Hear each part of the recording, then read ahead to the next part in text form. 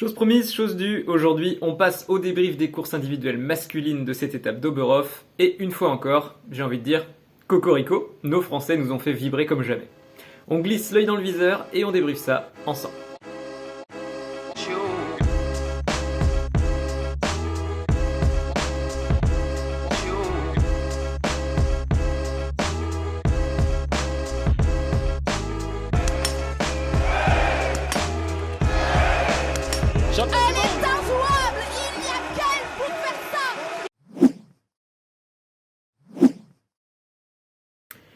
Il faut remonter à la fin de la saison 2020 pour retrouver la trace d'un dernier triplé français sur une course de Coupe du Monde. C'était alors la dernière course en carrière de Martin Fourcade. Il était accompagné sur le podium de Kontiolahti par Quentin Fillon-Maillet et Émilien Jacquelin. À Oberhof, en 2024, on garde Quentin et Émilien et on y ajoute Fabien Claude pour obtenir un magnifique triplé français. Une course parfaite pour les deux premiers Français, une seule faute pour Émilien Jacquelin et surtout d'excellents temps de ski pour nos trois premiers tricolores. Derrière le meilleur temps de ski de Johannes Beu qui, malgré une période compliquée pendant les fêtes, où il a vraisemblablement été malade, signe tout de même le meilleur temps de ski de ce sprint. Ces trois fautes au tir auront eu raison d'un bon résultat pour lui puisqu'il termine la course en 13e position à près d'une minute de Quentin Fillon-Maillet.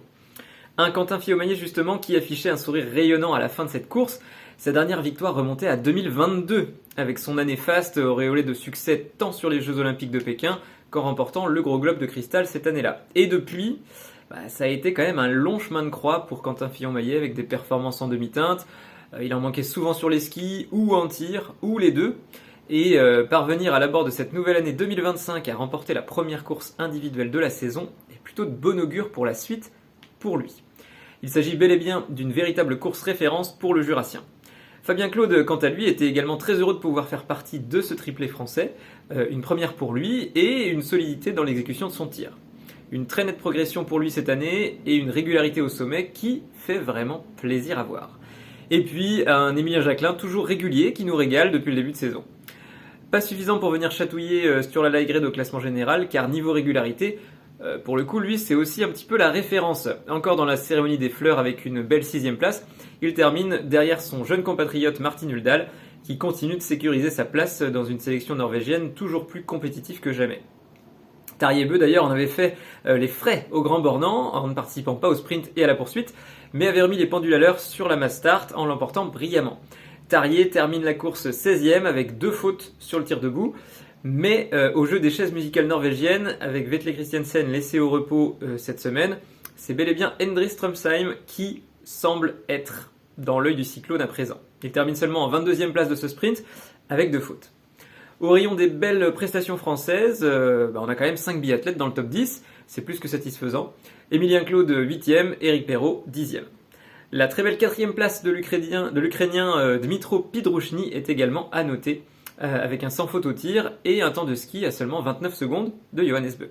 On y reviendra un peu plus en détail dans la suite de cette vidéo.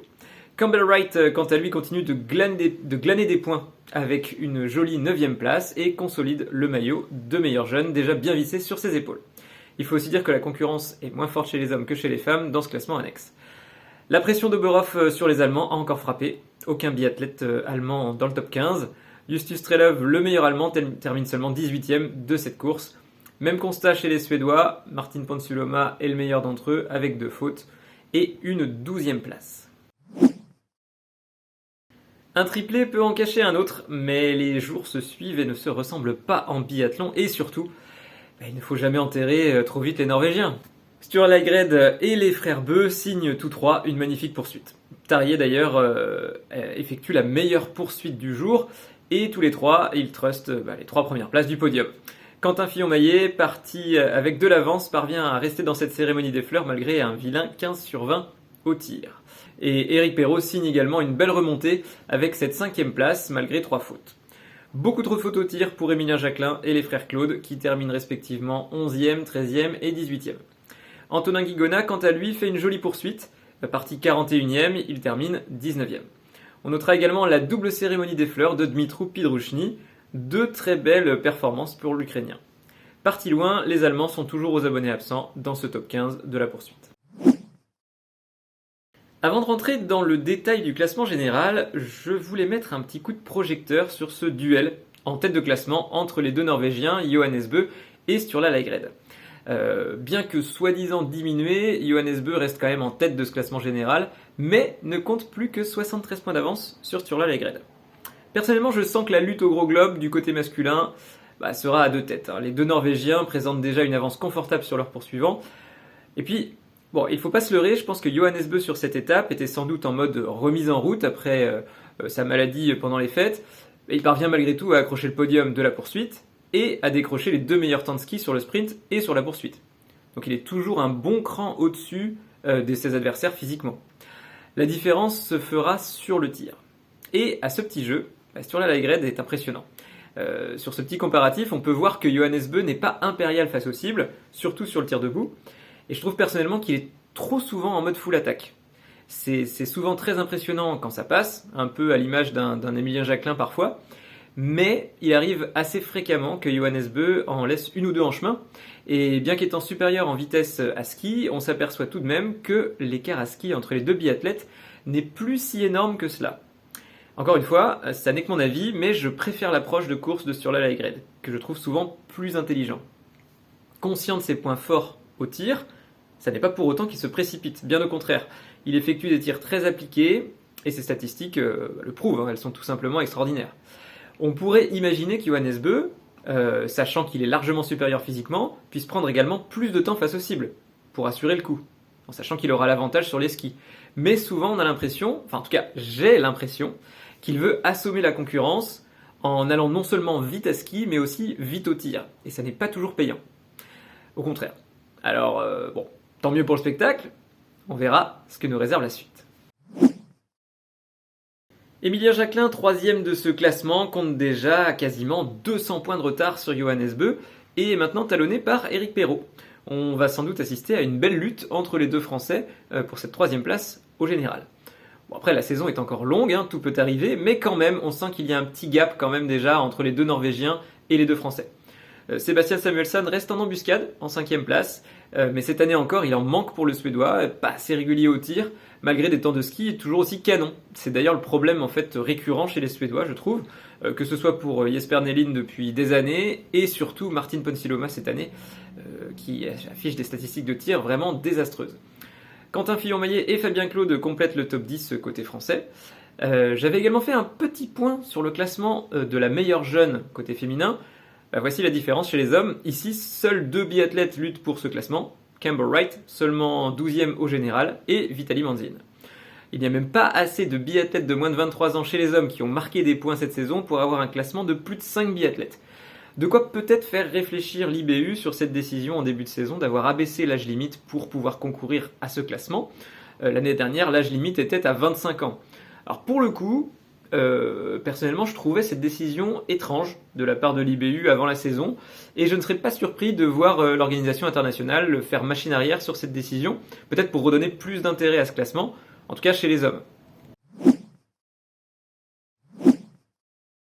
L'Ukrainien monte en puissance et ses 2 très belles performances ici à Oberhof méritaient d'être soulignées, je trouve. Alors pour celles et ceux qui découvraient l'Ukrainien et qui suivent peut-être le biathlon depuis moins longtemps, Pidrushny n'est pas n'importe qui. Il a tout de même été champion du monde de la poursuite à Östersund en 2019. C'est aussi un double champion d'Europe et il a déjà remporté une victoire sur le circuit de la Coupe du Monde.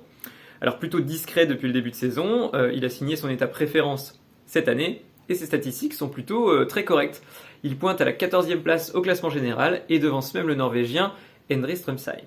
Un chouette moment ce week-end a été cette photo avec tous les biathlètes présents lors de la cérémonie des fleurs tenant un grand drapeau ukrainien en signe de soutien face au conflit qui sévit toujours depuis bientôt 3 ans maintenant. Alors les Allemands, la pression ils la boivent, peut-être. Ils l'ont subi par contre, ça c'est certain. Les Allemands ont été à côté de leur ski sur toute cette étape d'Oberhof au niveau individuel et on espère pour eux qu'ils vont redresser la barre lors de leur 2e étape à domicile à Ruhpolding. Justement, voici le programme qui nous attend à Ruhpolding. Alors reprise des hostilités dans 2 jours seulement avec un individuel homme, mercredi. Et cette fois-ci on parle d'un véritable individuel, pas d'un individuel court. Et ça fait plaisir. Alors 1 minute de pénalité, je le rappelle, par faute au tir sur cette épreuve. D'ailleurs, si vous voulez en savoir plus sur toutes les subtilités des épreuves et bien plus encore, n'hésitez pas en fin de vidéo à cliquer sur la miniature de ma vidéo Tout savoir sur le biathlon. Vous pourriez peut-être même apprendre quelques trucs sympathiques. Alors ensuite jeudi, individuel dames, et on distille les courses avec une seule course chaque jour, avec les relais par genre vendredi et samedi, pour terminer en beauté dimanche avec les 2 mass start. Un bien beau programme, et je serai là pour vous faire part de mes impressions lors des débriefs de ces épreuves. D'ici là, gardez bien l'œil dans le viseur, et je vous dis à très vite. Ciao!